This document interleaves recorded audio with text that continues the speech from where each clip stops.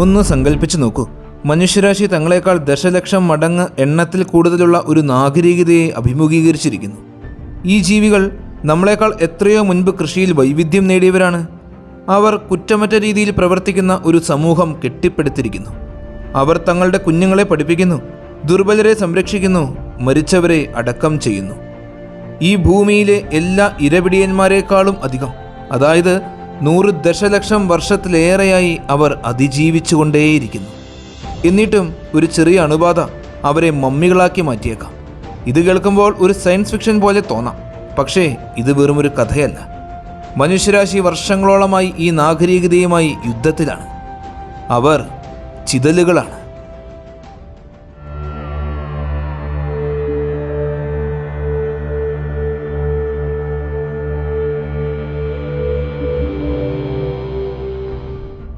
നമ്മളെല്ലാവരും ചിതലുകളെ നേരിട്ട് കണ്ടിട്ടുള്ളവരാണ്. നമ്മുടെ വീട് പെട്ടെന്ന് പൊടിയായി മാറിക്കൊണ്ടിരിക്കുമ്പോൾ ഇവയെ ശ്രദ്ധിക്കാതിരിക്കാൻ ആർക്ക് സാധിക്കും? എന്നാൽ അവരെക്കുറിച്ച് നിങ്ങൾക്ക് വളരെ കുറച്ച് മാത്രമേ അറിയാവൂ എന്നതിനാണ് സാധ്യത കൂടുതൽ. ഉദാഹരണത്തിന്, എത്ര ചിതലുകൾ ഈ ഭൂമിയിൽ ജീവിക്കുന്നുണ്ട് എന്ന് നിങ്ങൾക്കൊരു ധാരണ പോലും ഉണ്ടാകില്ല. അവയുടെ സ്പീഷീസുകളുടെ എണ്ണം തന്നെ അമ്പരപ്പിക്കുന്നതാണ്. ഏകദേശം 3000 ഇനം ചിതലുകളെ കണ്ടെത്തിയിട്ടുണ്ട്. അന്റാർട്ടിക്ക ഒഴികെ ഭൂമിയിലുള്ള എല്ലാ ഭൂഖണ്ഡങ്ങളിലും ഇവ ജീവിക്കുന്നു. ഉഷ്ണമേഖലാ പ്രദേശങ്ങളിലാണ് ഇവയുടെ ഏറ്റവും വലിയ വൈവിധ്യം കാണപ്പെടുന്നത്. അവ വളരെയേറെ ചെറുതാണ്, മിക്കവാറും 0.1 ഇഞ്ച് മാത്രം വലിപ്പം. അവയിൽ അപൂർവം ചില ഇനങ്ങൾ 0.6 ഇഞ്ച് വരെ വളരാറുമുണ്ട്. എന്നാൽ അവയുടെ ആകെ എണ്ണം ചിന്തിക്കാൻ പോലും കഴിയാത്ത അത്ര വലുതാണ്. ഏകദേശ കണക്കുകൾ പ്രകാരം 100 കണക്കിന് ക്വാഡ്രില്യൺ ചിതലുകൾ ഈ ഭൂമിയിലുണ്ട്. ഈ സംഖ്യ മനസ്സിലാക്കാൻ പ്രയാസമായതുകൊണ്ട് ശാസ്ത്രജ്ഞർ അവരുടെ ഭാരം കണക്കാക്കുന്നു. അതിനായി ഡ്രൈ ബയോമാസ്, അതായത് വെള്ളം നീക്കം ചെയ്തിട്ടുള്ള ഭാരമാണ് അളവുകോലായി ഉപയോഗിക്കുന്നത്. കാരണം ശരീരത്തിലെ ജലാംശം കാരണം ഒരു ജെല്ലി ഫിഷ് വെറുതെ മറ്റൊരാളേക്കാൾ ഭാരമുള്ളതായി കണക്കാക്കപ്പെടുന്നത് ഒഴിവാക്കുന്നതിന് വേണ്ടിയാണ്. സയൻസ് അഡ്വാൻസ് പ്രകാരം ഭൂമിയിലെ എല്ലാ ചിതലുകളുടെയും ഡ്രൈ മാസ് ഏകദേശം 100 ദശലക്ഷം ടണ്ണാണ്. ഇത് ഭൂമിയിലെ മുഴുവൻ മനുഷ്യരാശിയുടെയും ആകെ ഭാരത്തിന് ഏകദേശം തുല്യമാണെന്ന് ഓർക്കണം. ഭൂമിയുടെ തലത്തിൽ നിന്ന് നോക്കിയാൽ പോലും ചിതലുകളെ കാണുവാൻ സാധിക്കും.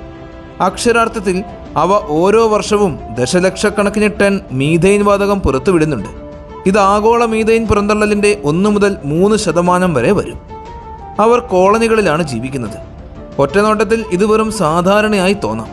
ഉറുമ്പുകളും തേനീച്ചകളും ഇതുപോലെ തന്നെയാണ് ചെയ്യുന്നത്. എന്നാൽ ചില ചിതൽ കോളനികൾ എങ്ങനെയുള്ളതാണ് എന്ന് നിങ്ങൾക്ക് കാണണോ? മനുഷ്യൻ്റെ അളവുകോലുകൾ വെച്ച് നോക്കിയാൽ പോലും അവ ഭീമാകാരമാണ്. മൈലുകൾ അകലിൽ നിന്ന് പോലും അവ ദൃശ്യമാകും. ചില ആഫ്രിക്കൻ ഇനങ്ങളുടെ ചിതൽപ്പുറ്റുകൾ 26 മുതൽ 33 അടി വരെ ഉയരത്തിൽ എത്തി നിൽക്കുന്നു.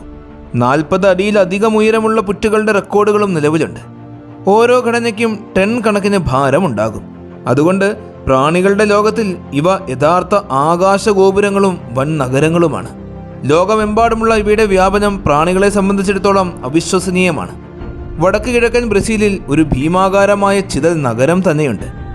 നഗരമെന്നത് വളരെ ചെറിയ വാക്കാണ്. ഇത് ഗ്രേറ്റ് ബ്രിട്ടന്റെ വലിപ്പമുള്ള ഒരു ചിതൽ രാജ്യം തന്നെയാണെന്ന് പറയാം. ഇവിടെ 200 ദശലക്ഷം മൺകൂനകളുണ്ട്. ഇവ ചിതൽപ്പുറ്റുകളുടെ മുകൾ ഭാഗം മാത്രമാണ്. ഓരോ കൂനയ്ക്കും 8 അടി ഉയരവും 30 അടി വീതിയുമുണ്ട്. സത്യത്തിൽ ഇവിടെ ഇത്രയധികം കൂനകൾ ഉള്ളതുകൊണ്ട് ഈ പ്രദേശത്തിൻ്റെ ഉപഗ്രഹ ചിത്രങ്ങളിൽ കണ്ടാൽ തൊലിപ്പുറത്തുണ്ടാകുന്ന ചെറിയ കുമിളുകൾ പോലെ തോന്നും. ഈ ചിതൽ വൻ നഗരം അതിപുരാതനമാണ്. ഇവിടെയുള്ള ഏറ്റവും പഴയ കൂനകൾക്ക് 4000 വർഷത്തോളം പഴക്കമുണ്ട്. ദീർഘകാലം ഏറ്റവും പഴക്കമുള്ള ചിതൽ ആവാസ കേന്ദ്രമെന്ന റെക്കോർഡ് ഇതിനായിരുന്നു. എന്നാൽ പിന്നീട് മറ്റൊരു സ്ഥലം വലിയ വ്യത്യാസത്തിൽ മറികടന്നു. 2024 ദക്ഷിണാഫ്രിക്കയിൽ നിന്നും ഹംഗറിയിൽ നിന്നുമുള്ള അന്താരാഷ്ട്ര ശാസ്ത്രജ്ഞരുടെ സംഘം ലോകത്തിലെ ഏറ്റവും വലിയ സജീവമായ ചിതൽപ്പുറ്റുകൾ കണ്ടെത്തി. അവ മനുഷ്യ നാഗരികതയേക്കാൾ പഴക്കമുള്ളതാണെന്ന് തെളിഞ്ഞു. അതായത് നമുക്കറിയാവുന്ന കൃഷി, കരകൗശലം, എഴുത്ത് എന്നിവ തുടങ്ങുന്നതിനു മുൻപുള്ളവ. പരിശോധനയിൽ ഈ ഘടനകൾക്ക് 34,000 വർഷം വരെ പഴക്കമുണ്ടെന്ന് കണ്ടെത്തി. യൂറോപ്പിലെ ഗുഹാചിത്രങ്ങളെക്കാളും വടക്കൻ അർദ്ധഗോളത്തിൽ മഞ്ഞുപാളികൾ മൂടിക്കിടന്നിരുന്ന കാലഘട്ടത്തെക്കാളും പഴക്കമുള്ളവയാണെന്ന് ഗവേഷകനായ മിഷേൽ ഫ്രാൻസിസ് വിശദീകരിക്കുന്നു. ഇനി നമുക്ക് ഈ അത്ഭുതങ്ങൾ പണിത ജീവികളെയും അവരുടെ ലോകവും എങ്ങനെയാണ് പ്രവർത്തിക്കുന്നത് എന്ന് കാണാം. നമുക്ക് ചിതലുകളുടെ വംശപരമ്പരയിൽ തുടങ്ങാം. അത്ഭുതപ്പെടേണ്ട, ചിതലുകൾ ഉറുമ്പുകളുമായി യാതൊരു ബന്ധവുമില്ലാത്തവരാണ്. വിദൂര ബന്ധുക്കൾ പോലുമല്ല. കാഴ്ചയിൽ ഇവർ ഉറുമ്പുകളെ പോലെ ഇരിക്കുന്നതുകൊണ്ട് ഇത് കേൾക്കുമ്പോൾ വിചിത്രമായി തന്നെയായിരിക്കും തോന്നുക. യഥാർത്ഥത്തിൽ അവയുടെ ഏറ്റവും അടുത്ത ബന്ധുക്കൾ ക്രിപ്റ്റോസർക്കസ് ഇനത്തിൽപ്പെട്ട മരം തിന്നുന്ന പാറ്റകളാണ്. ഒറ്റനോട്ടത്തിൽ ഇവയ്ക്ക് തമ്മിൽ സാമ്യം തോന്നില്ലായിരിക്കാം. എന്നാൽ അവയുടെ കുടലിനുള്ളിലെ ബാക്ടീരിയകൾ പോലും സമമാണ്. മനുഷ്യരെ പോലെ ചിതലുകളുടെ കുടലിലും ബാക്ടീരിയകൾ ഉണ്ടെന്ന അത്ഭുതകരമായി തോന്നും. പക്ഷേ ഇത് കഥയുടെ തുടക്കം മാത്രമാണ്. ചിതലുകൾ അതിപുരാതന ജീവികളാണ്. ഏകദേശം 145 മുതൽ 130 ദശലക്ഷം വർഷങ്ങൾക്ക് മുമ്പാണ് അവ പ്രത്യക്ഷപ്പെട്ടത്. അവയുടെ പരിണാമവേരുകൾ 170 ദശലക്ഷം വർഷങ്ങൾക്ക് മുമ്പ് ജുറാസിക് കാലം വരെ നീളുന്നു. മറ്റൊരു വിധത്തിൽ പറഞ്ഞാൽ ഡൈനോസറുകൾ ഭൂമിയിൽ നിന്നും തുടച്ചു നീക്കപ്പെടുന്നതിന് എത്രയോ മുൻപേ ഈ ചിതലുകൾ ഉണ്ടായിരുന്നു. അവ ആ മഹാവിനാശത്തെയും മഞ്ഞുയുഗങ്ങളെയും എല്ലാം അതിജീവിച്ചു. ഇത്രയും പുരാതനവും വിനാശകരമല്ലാത്തതുമായ ഈ ജീവികളെ പ്രകൃതി എങ്ങനെയാണ് രൂപകൽപ്പന ചെയ്തിരിക്കുന്നത് എന്ന് നോക്കാം. ചിതലുകളും ഉറുമ്പുകളും ബന്ധുക്കളല്ല എന്ന് നമ്മൾ കണ്ടു കഴിഞ്ഞു. പക്ഷേ ഇവർ തമ്മിലുള്ള സാമ്യം ശ്രദ്ധേയമാണ്. അതുകൊണ്ട് കാര്യങ്ങൾ വ്യക്തമാകുവാൻ നമുക്ക് ഇവയെ ഇടയ്ക്കിടെ ഉറുമ്പുകളുമായി താരതമ്യം ചെയ്യേണ്ടി വരും. ആദ്യത്തെ സാമ്യം ഇവയുടെ വിഭജനമാണ്. ജോലിക്കാർ, സൈനികർ, പ്രത്യുൽപാദന വിഭാഗം. ചിതലുകളുടെ ശരീരം 3 ഭാഗങ്ങളായിട്ടാണ് വിഭജിച്ചിരിക്കുന്നത്: തല, നെഞ്ച്, വയറ്. ഇവയുടെ തലയിൽ ചവയ്ക്കുവാനുള്ള താടിയെല്ലുകളും മാല കോർത്ത മുത്തുകൾ പോലുള്ള ആന്റിനകളുമുണ്ട്. ചിതലുകളുടെ പ്രധാന മൂക്കും നാവിഗേഷൻ ഉപകരണങ്ങളുമെല്ലാം ഈ ആന്റിനകളാണ്. ഉറുമ്പുകളെ പോലെ തന്നെ ഇവ വായുവിലെ മണവും സ്പർശവും തിരിച്ചറിയുന്നു. മിക്ക ചിതൽ ജോലിക്കാർക്കും സൈനികർക്കും കണ്ണുകളില്ല. അതെ, ഏകദേശം എല്ലാ ചിതലുകളും പരിപൂർണമായും അന്ധന്മാരാണ്. അവരുടെ ലോകം ഇരുളടഞ്ഞതാണ്. പ്രകാശത്തിന് പകരം രാസവസ്തുക്കളുടെയും ചലനങ്ങളിലൂടെയുമാണ് ഇവ ലോകത്തെ തിരിച്ചറിയുന്നത്. എന്നാൽ പ്രത്യുൽപാദനശേഷിയുള്ള ആൺപെൺ ചിതലുകൾക്ക് കാഴ്ചയുണ്ട്. എല്ലാ പ്രാണികളെയും പോലെ ഇവ ശ്വസിക്കുന്നത് ശരീരത്തിൻ്റെ വശങ്ങളിലുള്ള ചെറിയ സുഷിരങ്ങളിലൂടെയാണ്.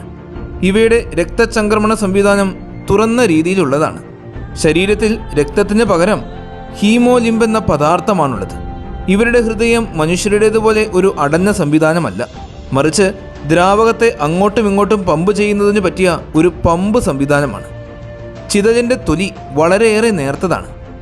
അതുകൊണ്ട് ശാരീരിക മുറിവുകളേക്കാൾ അവർ ഭയപ്പെടുന്നത് ശരീരത്തിലെ വെള്ളം നഷ്ടപ്പെടുന്നതിനെയാണ്. ഈ നേർത്ത ചർമ്മത്തിലൂടെ വെള്ളം വേഗത്തിൽ ബാഷ്പീകരിക്കപ്പെടും. അതിനാൽ ചിതലുകൾ കർശനമായ ജലസംരക്ഷണ നിയമങ്ങൾ പാലിക്കുന്നു. അവ എപ്പോഴും ഒളിഞ്ഞിരിക്കുകയും ഈർപ്പം നിലനിർത്തുകയും ചെയ്യുന്നു. പുറത്തേക്ക് സഞ്ചരിക്കുമ്പോൾ മണ്ണുകൊണ്ട് നിർമ്മിച്ച മൂടിയ കുഴലുകളിലൂടെ മാത്രമേ അവ പോകാറുള്ളൂ. നേരിട്ടുള്ള സൂര്യപ്രകാശം ഒഴിവാക്കാനാണ് ഇവ നിർമ്മിക്കുന്നത്. ഏറ്റവും പ്രത്യേകത നിറഞ്ഞത് അവരുടെ ദഹന വ്യവസ്ഥയ്ക്കാണ്. കാരണം ചിതലുകൾ മരം തിന്നുന്നു. മിക്ക ജീവികൾക്കും മരം ദഹിപ്പിക്കുക എന്നത് കല്ല് ദഹിപ്പിക്കുന്നത് പോലെ അസാധ്യമായൊരു കാര്യമാണ്. മരത്തിലെ പ്രധാന ഘടകമായ സെല്ലുലോസ് വിഘടിപ്പിക്കുക എന്നത് വലിയൊരു വെല്ലുവിളി തന്നെയാണ്. എന്നാൽ മറ്റേതൊരു ജീവിയേക്കാളും നന്നായി ചിതലുകൾക്ക് ഇത് നേടിയെടുക്കുവാൻ സാധിക്കുന്നുണ്ട്. മറ്റു ചില സൂക്ഷ്മജീവികളുമായി ചേർന്ന് സഹജീവനത്തിലൂടെയാണ് ഇവ ഇത് സാധ്യമാക്കുന്നത്. ചിതലുകളുടെ നാഡീവ്യൂഹം പ്രാണികളുടേതുപോലെ തന്നെയാണ്. തലച്ചോറിന് പുറമെ ശരീരത്തിലുടനീളം വ്യാപിച്ചു കിടക്കുന്ന നാഡീ കേന്ദ്രങ്ങളുണ്ട്, ഗാംഗ്ലിയ. ഓരോ നാഡീകേന്ദ്രവും അതിൻ്റേതായ ഭാഗങ്ങളെയാണ് നിയന്ത്രിക്കുക. ആന്റിനകൾ മൂക്കായും വിരൽത്തുമ്പായും പ്രവർത്തിക്കുന്നു. ചിതലിൻ്റെ കാലുകളിലും ചർമ്മങ്ങളിലും കമ്പനങ്ങൾ തിരിച്ചറിയുവാനുള്ള പ്രത്യേക സെൻസറുകളുണ്ട്. അതുകൊണ്ട് അവ ചെവി കൊണ്ടല്ല, മറിച്ച് കാലുകൾ കൊണ്ടാണ് കേൾക്കുന്നത്. സൈനിക ചിതലുകളുടെ പ്രതിരോധ സംവിധാനങ്ങൾ ഇനത്തിനനുസരിച്ച് മാറ്റം വന്നുകൊണ്ടിരിക്കുന്നു. ചിലർക്ക് വലിയ താടിയെല്ലുകളുണ്ട്. മറ്റു ചിലർ ശത്രുവിനെ തളയ്ക്കുവാൻ പശയുള്ളതോ ആസിഡ് പോലെയുള്ളതുമായ ദ്രാവകങ്ങൾ പുറപ്പെടുവിക്കുന്നു.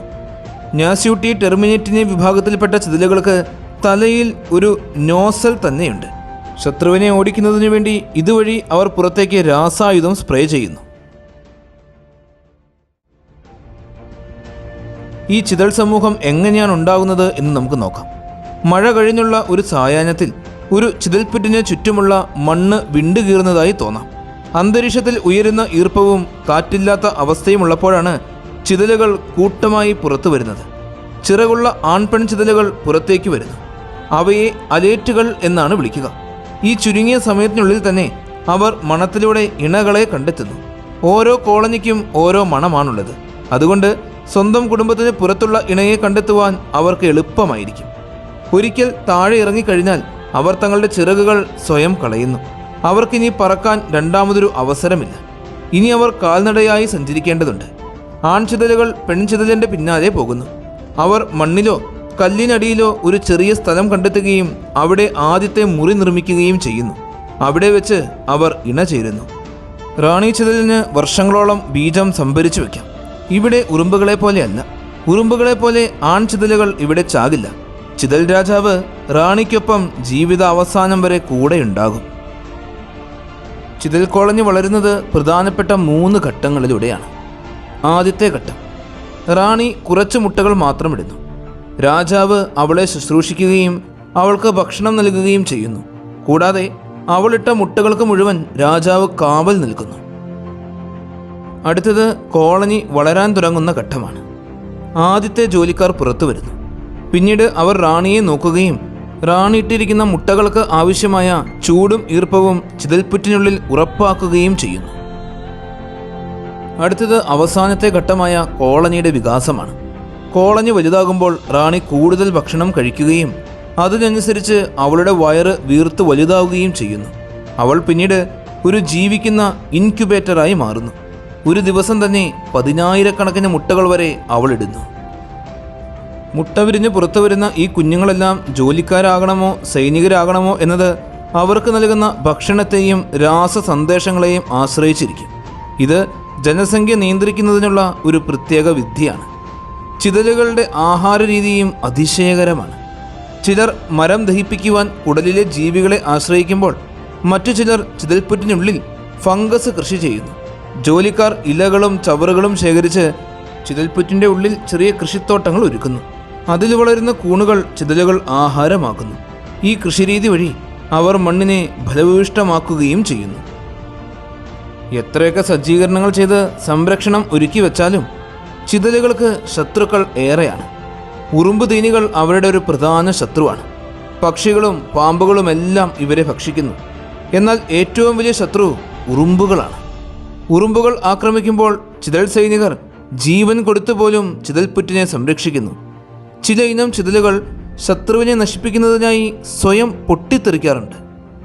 വാർദ്ധക്യ സഹജമായി താടിയെല്ലുകൾക്ക് തേയ്മാനം സംഭവിക്കുകയും കാര്യക്ഷമമായി പോരാടാനോ ഭക്ഷണം ശേഖരിക്കാനോ കഴിയാതെ വരികയും ചെയ്യുമ്പോൾ മാത്രമാണ് ചിതലുകൾ ഇത്തരത്തിൽ ജീവിക്കുന്ന രാസബോംബുകളായി മാറുന്നത് എന്ന് ശാസ്ത്രജ്ഞന്മാർ നിരീക്ഷിച്ചു. കോളനിയുടെ സുരക്ഷയ്ക്കായി പ്രായമായ ജോലിക്കാർ അന്ന് സ്വയം ബലിയർപ്പിക്കുന്നു. ഈ യുദ്ധത്തിലെ വിജയം എപ്പോഴും താൽക്കാലികം മാത്രമാണ്. ഇന്ന് കോളനി ഒരു ആക്രമണത്തെ പ്രതിരോധിച്ചേക്കാം, പക്ഷേ നാളെ ശത്രുവിൻ്റെ തന്ത്രങ്ങൾ മാറിയേക്കാം. എങ്കിലും ഉറുമ്പുകളെ നിയന്ത്രിക്കുവാൻ സാധിക്കും. അവരോട് പോരാടി വിജയിക്കുവാനും സാധിക്കും. യഥാർത്ഥ പ്രശ്നം തുടങ്ങുന്നത് ശത്രു അവരുടെ ഉള്ളിൽ തന്നെ താമസം ഉറപ്പിക്കുമ്പോഴാണ്. നമുക്കൊരു നിമിഷം ഉറുമ്പുകളിലേക്ക് തന്നെ മടങ്ങാം. പക്ഷേ ഇത്തവണ അവരുടെ സഹതാപം തോന്നാനായി മാത്രം. കാരണം അവരുടെ ലോകത്ത് അത്രമേൽ ഭയപ്പെടുത്തുന്ന ചിലതുണ്ട്. ഒരു യഥാർത്ഥ ജീവിത ഹൊറർ കഥ. ഈ ചിത്രത്തിൽ കാണുന്ന പാവം ഉറുമ്പ് ഇപ്പോൾ പഴയ ഉറുമ്പല്ല. ഒരു സൂക്ഷ്മജീവി അതിൻ്റെ ശരീരത്തെ പൂർണ്ണമായും നിയന്ത്രണത്തിനുള്ളിലാക്കിയിരിക്കുന്നു. അക്ഷരാർത്ഥത്തിൽ ആ ഫംഗസ് അതിൻ്റെ ചലനങ്ങളെ നിയന്ത്രിക്കുകയും ഏതെങ്കിലും ചെടിയുടെ തണ്ടിന് മുകളിൽ അതിൻ്റെ അവസാന യാത്രയ്ക്കായി നയിക്കുകയും ചെയ്യുന്നു.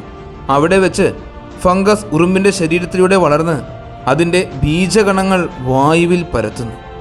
ചിതലുകൾ ഇത്തരത്തിലുള്ള സോംബി ഭീകരത നേരിടുന്നില്ല എങ്കിലും സമാനമായ ഒന്ന് അവരും നേരിടുന്നുണ്ട്. മെറ്റാറിസിയം, ബോവേറിയ എന്നീ ഫംഗസ് ശത്രുക്കൾ ചിതലുകൾക്കുണ്ട്. ഇവയുടെ ബീജകണങ്ങൾ ചിതലിൻ്റെ പുറന്തോടിൽ ഒട്ടിപ്പിടിക്കുകയും തുരക്കാനുള്ള അവയവങ്ങൾ ഉപയോഗിച്ച് ശരീരഭിത്തി തുരന്ന് അകത്ത് കയറുകയും ചെയ്യുന്നു. ഉള്ളിൽ കടന്നു കഴിഞ്ഞാൽ ഇവ വിഷാംശങ്ങൾ പുറത്തുവിടുകയും പ്രതിരോധശേഷി നശിപ്പിക്കുകയും ചെയ്യും. ആ പ്രാണിയെ ഒരു നിഷ്പക്ഷ പോഷക കൃഷിത്തോട്ടമായി മാറ്റും.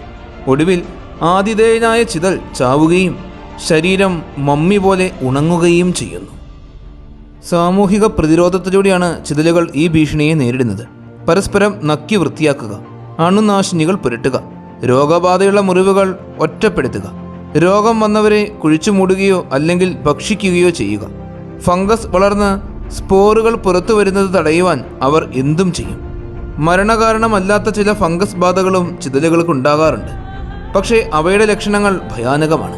ഉദാഹരണത്തിന് ആൻറ്റിനോപ്സിസ് എന്ന ഫംഗസ് ചിതലിൻ്റെ ആൻറ്റിനയിലും ശരീരത്തിലും പറ്റിപ്പിടിച്ച് വളരുമ്പോൾ സൂക്ഷ്മദർശിനിയിലൂടെ നോക്കിയാൽ അതൊരു ഭീകരരൂപിയെ പോലെ തോന്നും. ഇങ്ങനെ എല്ലാ ദിശകളിൽ നിന്നും നിരന്തരമായ ഭീഷണികൾക്കിടയിലാണ് ഈ ചിതലുകൾ ജീവിക്കുന്നത്.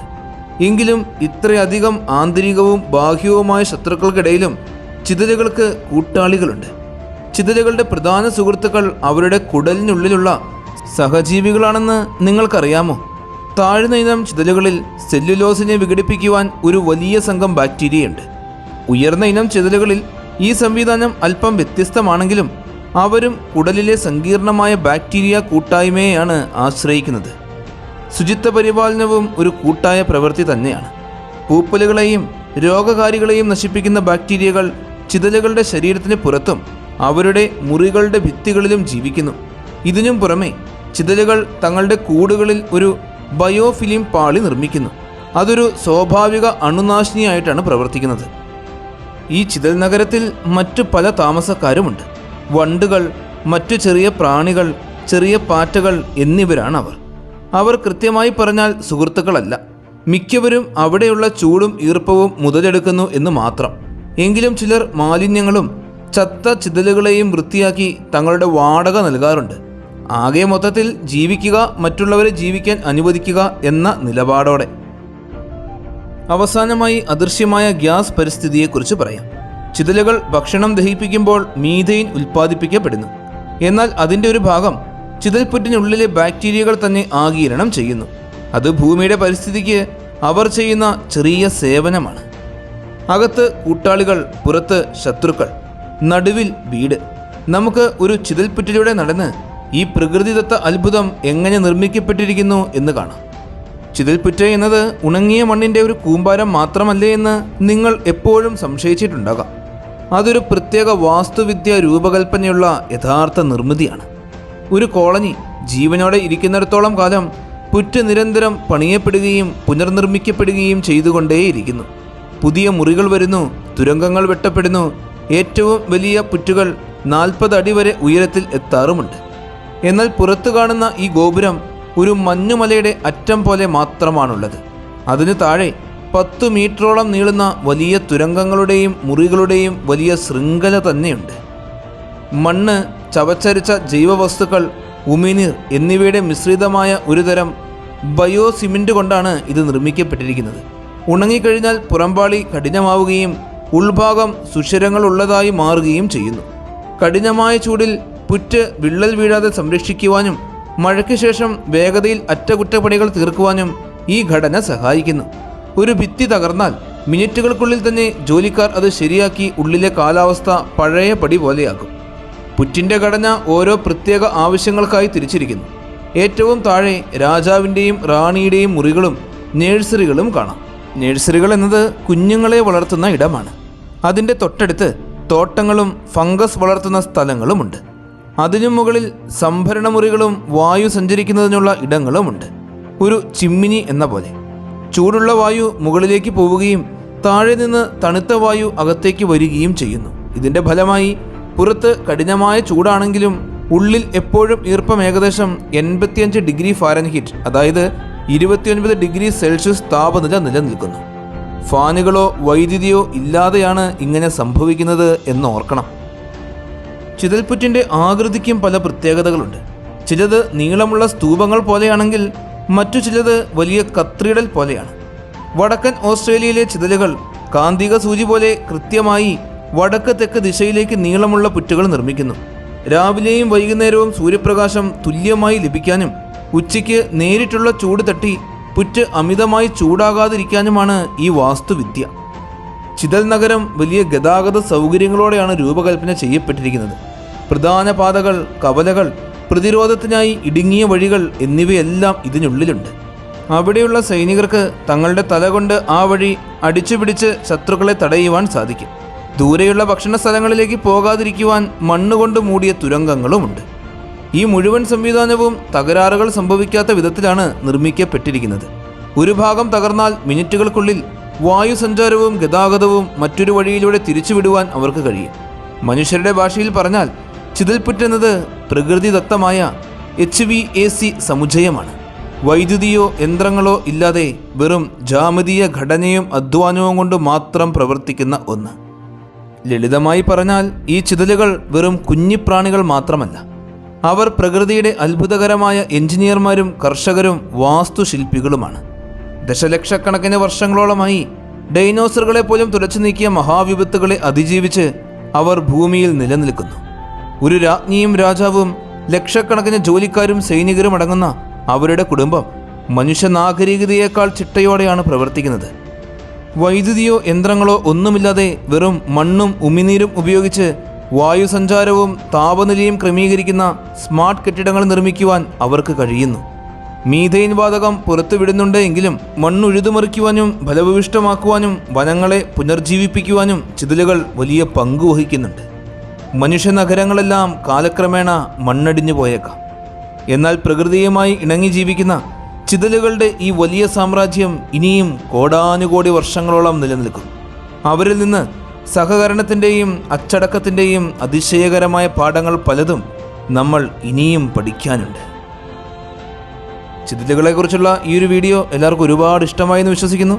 നിങ്ങളുടെ എല്ലാവരുടെയും സപ്പോർട്ടുകൾ കൂടെ ഉണ്ടാകണം. നല്ലൊരു വീഡിയോയുമായി അടുത്ത എപ്പിസോഡിൽ കാണാം.